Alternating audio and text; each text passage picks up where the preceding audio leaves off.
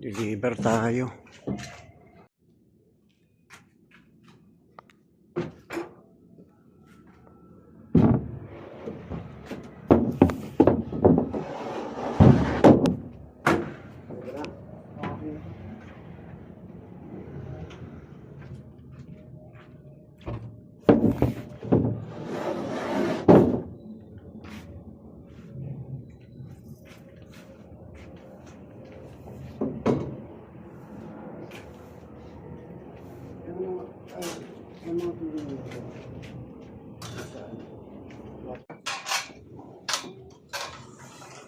Hello mga kabaslag,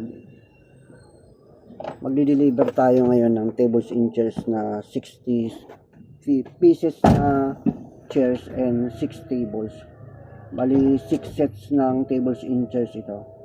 Then meron siyang kasama na isang kids table. Ito yung deliver ko na na walang booking, medyo biglaan. Okay lang yung ganong deliver na biglaan, na hindi nakapag-booking kasi sa akin pagka nagpaparent ako ng mga tables and chairs, hindi pwedeng hindi nakabook. Ibig sabihin, hindi pwedeng hindi sila nakapag-down. So ito kasi nag-usap kami nung nakaraan nito, kaya lang hindi ko siya na-close. Kumbaga error ko din, kasalanan ko rin na hindi ko hiningan ng down payment kasi akala ko hindi rin ganun ka seryoso na talagang magre-rent sa akin. Yun nga, hindi ko naasikaso masyado siya sa pagsagot sa messenger. Yung pala, para sa kanya, parang nakabook na yon.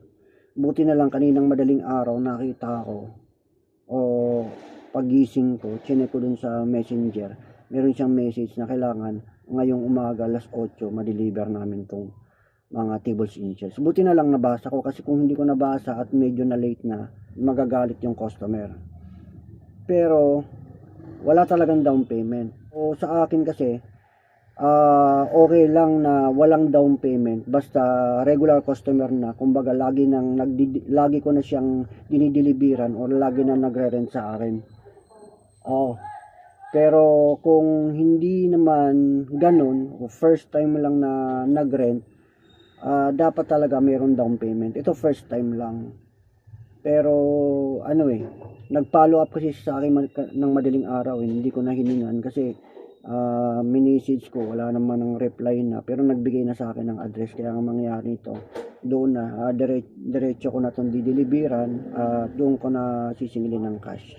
Kaya sa pagpaparent din talaga ng tables and chairs, case to case din, hindi naman masyadong madami yung bookings or hindi naman masyado yung delivery, pwede din yung ganun na kahit biglaan. Kahit nga minsan na on the spot, kumbaga parang agad-agad kailangan nila nitong araw na tatapos, ikaw nasagot mo yung inquiries na yon, kahit na walang down payment,